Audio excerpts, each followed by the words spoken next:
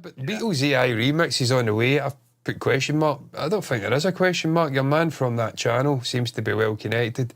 It's all but confirmed the two other Anthology single releases from the mid-90s, Free as a Bird and Real Love, Real Life. I don't know. Is it Real Love? Real Love. Yeah.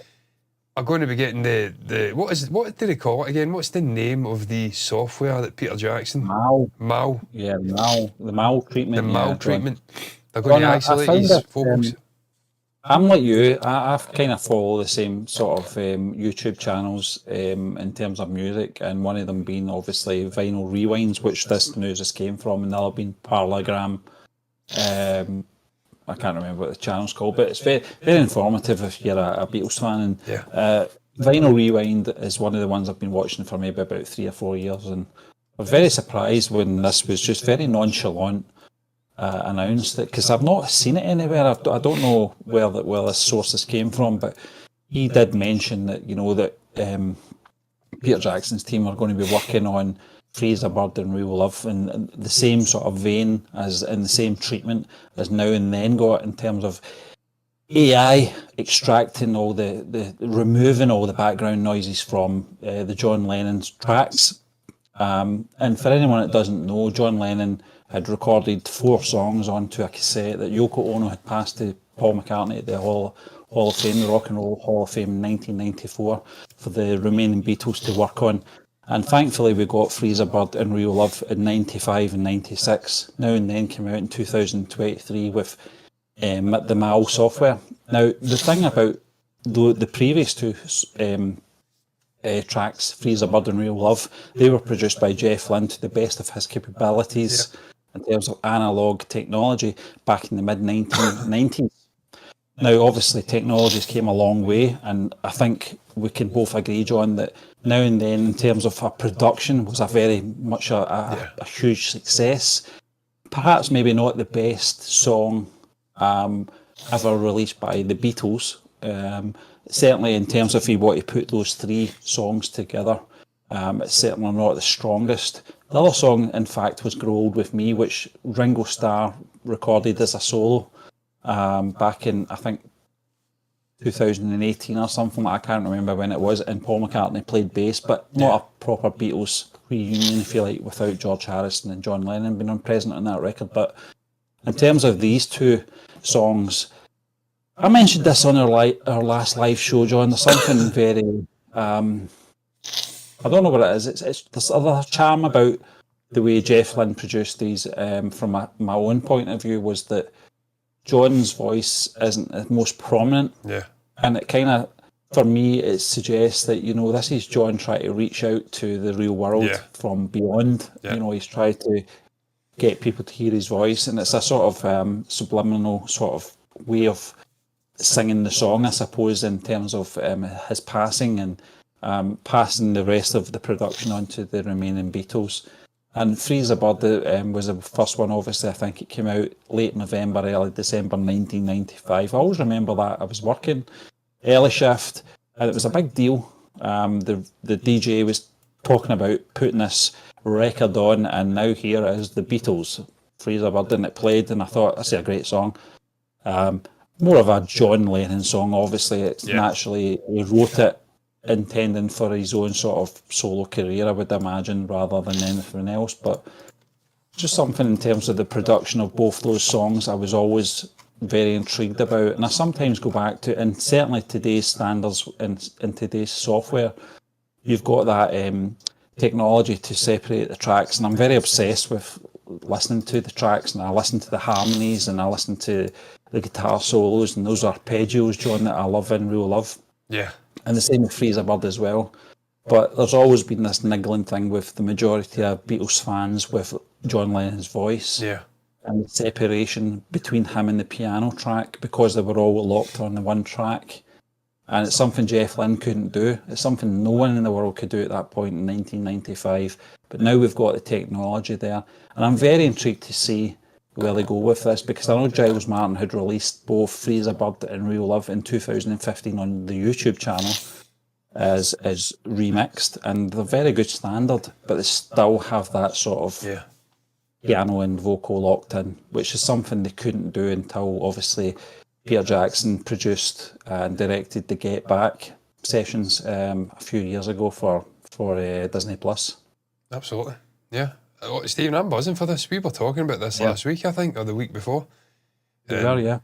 How that's something we, since hearing Now and Then, we wanted to hear. We wanted to hear Freeze a Bird getting that treatment, and also Reel Off, which for me is the strongest of the three they released. And back to Now and Then, I think it's always harsh to criticise that, and because you're right, it isn't the strongest song. I think the reasons for that is pure, and I was kicking into it the other day as well. Don't get me wrong, I felt like I was hating on the song. That wasn't my intention. You've not got the creative brilliance of George Harrison, and what he brings in terms of being a guitarist, and obviously a vocalist as well in a backing sense. When you're lacking him because he passed away, and all you've really got is Ringo and obviously Macca, and then archival stuff from George from the mid-90s, that's also going to make the song a lesser experience than Real Love and Freeze a Bird. Because you mentioned the arpeggios in Real Love. It was Real Love, wasn't it? His guitaring, and that's not even a word, I don't even know. His input in terms of guitar work is what makes that song pop for me. Yeah. It's just special. The little slide stuff. I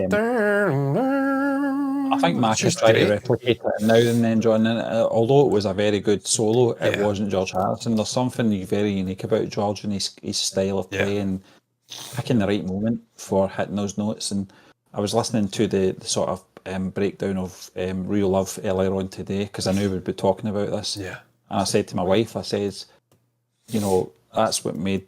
You can't underestimate George's input into the Beatles canon as a whole, but particularly with these songs as well, where he had to play his A game. In terms of him being at the forefront of his creativeness and his producing in terms of music was very out there at that point. He hadn't really done a lot, not as much as obviously the prolific Paul McCartney. Yeah. So for him to bring his A game to those two records, he knew what was required, and he knocked the ball out of the park.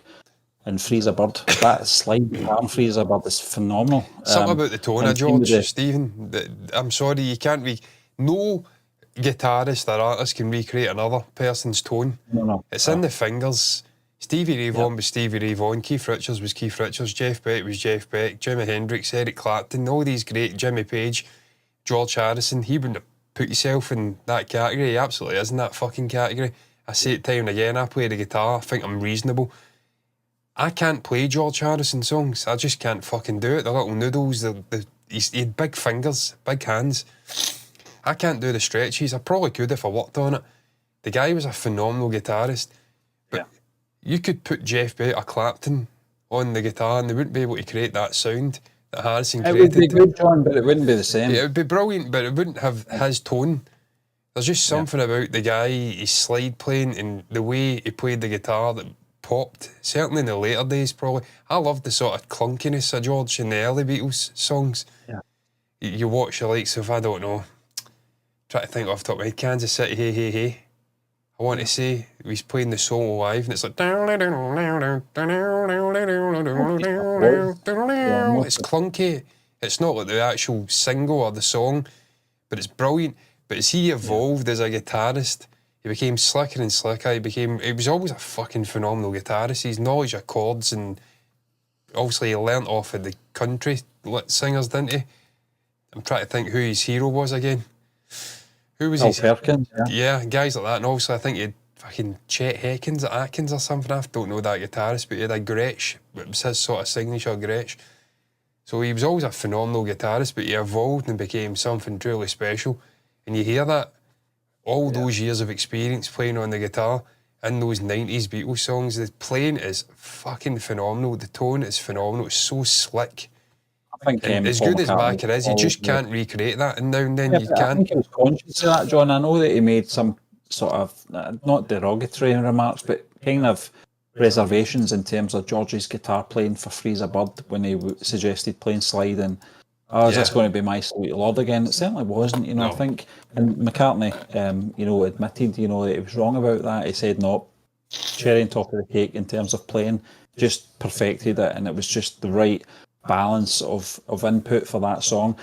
Same with Real Love as well. I just think that George knew his place in the band, and he knew just when to hit the mark at the right time, and he certainly did. And I think when you look at those sort of breakdown of the tracks on YouTube, you can appreciate his input even more.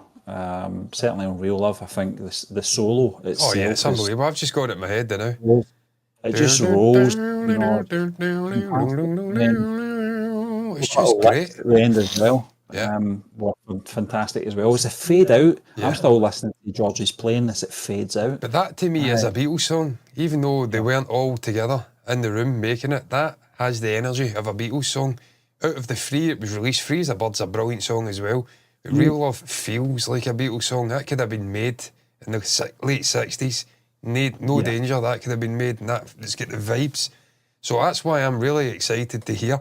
Because when I think of Now and Then, I think of that sort of haunting vocal from John at the start, and it feels like it's been recorded in the studio. You would never have thought he was sat in his house, or the Dakota, wherever it was. I don't know when he did it, late 70s, it'd have been the Dakota, I presume. Fucking about with a click track, just a home recording. It felt slick, it felt professional, and it didn't feel out of place with the other vocals. My one regret with Now and Then is that they didn't have more archive sort of like vocal work from George and Macca from when they were younger. Because you can feel, and it works with Now and Then because it's almost like them looking back at their youthful selves, and obviously George and John who are not there anymore. You've got to trust Paul McCartney, you've got to trust Giles Martin to make sure they make the right decisions, because I have heard some of the sort of 1995, 96 sessions from the Now and Then recordings, and although it evolved into a bass line for Paul McCartney, it originally was a guitar line from George Harrison. Some of the parts, and you've got to judge, and you've got to trust their decisions and what they're doing. And certainly for Now and Then, taking out that sort of middle part of the song, I Don't Want to Lose You, was I get, obviously, from a commercial point of view and the way it's got to flow. Slicker. Yeah. There is a decision that's got to be made, so you've just got to accept and respect it as well. You always get I Am Phony if you want to listen to the whole thing, or if you want to go back further and listen to the actual demo itself, you'll get that. But I get, from a commercial point of view, they've got to make certain decisions, etc. And the same was with Free as Bird and Real Love. I'm just going to be glad to hear these in the sort of almost perfect form the way they would have been intended if the four of them were in the studio. Because at the moment there is a disconnect between Free as a Bird, Real Love and Now and Then in terms of production. And I think this is the time to do it. I think Giles Martin will be involved. He did a great job in the 2015 ones. I suppose, in a way, Paul McCartney's voice was more prominent on both those songs, particularly Free as a Bird. But if that's the best production choice to make, then do it. Yeah, I mean, I've no issues with Macca doubling his voice up. Obviously, he was doing it Fat and John's vocal, but as long as it's the best sound and the best choice to make creatively for that song, then do it. But the Beatles always did that anyway, Stephen. They were always double tracking and sort of fattening each other's voices up and doing things with overlaying and dubbing and multiple tracks. So I've got no issues with that. You can clean up Lennon's vocal and still keep Macca's sort of stuff underneath, and it just gives you that sonically, that sort of fat vocal sound. I'm buzzing for it, man. I love the two songs. You always have... question, John, I think you've got to ask as well is, how are these going to be released? Are they going to be under the radar very much like 2015 YouTube releases, where it wasn't really a big announcement, it was just a case of I think you released them as major singles. I think one of the greatest crimes was that those songs didn't get to number one, and we see there's an appetite with Now and Then, and I think those songs are bigger. I think it was one of the greatest crimes, John, that they didn't. And also the other was that they weren't included on the Blue album in the 2023 release. Re-release, when they included Now and Then. Why not include the other two? Is it because they were waiting until they I think so. perfected them? Yeah. So there we are. I think it's came full circle. Yeah. I genuinely think they will re-release them as big hits, and I think commercially they'll do much better. I mean, I think they got to number 2. Didn't they? Free as a Bird got to number 2. I don't know about Real Love. Yeah. I think it was number 6 in the UK. I think they could, I mean, in today's charts, I think there's still a great appreciation for the Beatles. And you see with Now and Then, I think the weakest of the three gets a number 1. There's no reason why Free as a Bird and Real Love, as a completed entity with proper, cleaned up, professional grade vocals from Lennon. I don't see why they can't get to number one. Other thing as well, John, we've had 30 years of that version of the John Lennon Freezer Bird, the AKA the Beatles version, if you like. It's still Do there. you think? Do you think there will be an acceptance of a change in that? Because this is a big change. It's not like a remaster. It's the way it sounds is going to be different in terms of the way John's. I don't think it's the same as touching like Beatles stuff from the 60s and doing a remix. I know there's a lot of blowback of Giles Martin's remixes where they're changing the way things sonically sound. I love it personally. I think it's better than the box set that I've got from 2009, I think. Because he's done it in a way where you're in Studio 2 of Abbey Road and it makes sense where they would be positioned. So you feel like you're sitting with the band when you've got like proper spatial audio, which I've got with the AirPods and whatnot, Dolby Atmos on the PC. You can sit and you can listen to it and it's just sonically fucking beautiful. So I've personally loved what Giles has done, but it's not the same with these songs as touching the OG original stuff that they actually worked on as a band, because it was just John's track and they worked on it posthumously. So you're not doing anything that's, what is it, sacrosanct? Is that what the word is? I can't remember. I may have just fucking popped it out of my ass. Sacrilege. You're not damaging any sort of original property. It's two separate things come together to make a Beatles song. So if he goes and remixes the original vocal, no harm to Jeff Lynne, done a brilliant job, but you've still got that. It's like the whole argument with Disney and the live action remakes, you've still got the originals, you can go and watch them. And then you've got the kind of between, as you mentioned, you know, just you've still got them, and you're absolutely right. I'm more or less on Spotify. They've got the anthology versions of Freezer Bird and Real Love, and occasionally they'll come up my playlist, and I listen to them and I enjoy them. But there's sometimes I do go to the YouTube versions that have had the 2015 remix because I want to hear Ringo's drums more prominent. And I want to hear the alternative tracks of George's guitar work as well, just because it is slightly different. It's nothing major, and maybe Paul's voice is a little bit prominent in the second half of the song as well. So you've got that choice, but you're absolutely right. It's all about choice, and you've got that choice whether or not to go back to the sort of 95 and 96 recordings, or if you want to go back to the 2015 recordings. You've got the access to both, so there's nothing really changing in terms of if the Peter Jackson treatment is exercised in 2026 or whenever it may be, whenever they're thinking about releasing these, you can still go back to 2015 and 1996 as well. So you're absolutely right, you've got a choice. No, you've got both. So not erasing. No. And I think it's right that they get brought up to the standard of now and then, because they, for me, are better songs, and they will now be sonically for fans at the same level and to be enjoyed for future generations. Because if you're a younger person who's used to all this overproduced fucking nonsense we've got now, and you go back and listen, that may take you out the songs, hearing the vocal the way it is. So if they're up to a standard, it's only going to be winner, chicken dinner for new generations. I'm reading an article here, I'm not going to touch on it because we'd be here all night, Stephen, but I searched the Beatles up and it's which songs should be removed or cut from the White. What songs should have been cut from the Beatles White album? I'll go back to Paul McCartney and the Anthology. It's the Beatles White album. The fuck you talking about? You don't touch it. If we wanted to make it a double-sided album, then it's a double-sided album. It's funny that one, because obviously George Martin had a different opinion, totally opposite from Paul McCartney. You know, I always thought it would have been great as a very condensed album, but you know, horses for courses. You know, people like it. Some people say it's their best work. You know, it's all subjective at the end of the day, isn't it? And that's coming from two masters in Paul McCartney and George Martin. So who couldn't be closer in terms of relationship, but in terms of that viewpoint, total opposite. Yeah, I would not cut a single song from the White Album, even Revolution 9, which is definitely an avant-garde, fucking masturbatory nonsense. Or that other one, what was it called? Wild Honey Pie. There's a couple in there, to be fair, but I wouldn't cut them, because you know what, it's the Beatles, and they made a creative decision to put them in there. And they get part of the experience. And you get to hear it, warts and all. It proves that even true genius, like the Beatles, have a couple of lemons as well, and that's an important message for people to take home. That you can be perfect most times, but you will always have a fuck up in you. It's guaranteed. It'll come when you least expect it. Like me saying treaser and a thistle a couple of weeks ago. Can you tell that stuck with me? That's still there. I like to think I'm a pretty good communicator, even though half the people who watch this channel can't understand the word I'm saying. I like to think I'm a very, very good speaker.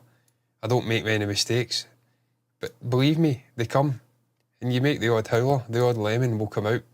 It's how you build on that makes or breaks you. The Beatles built on it by releasing Let It Be and Abbey Road. You could say they're lesser albums, but I disagree. They're still fucking great albums.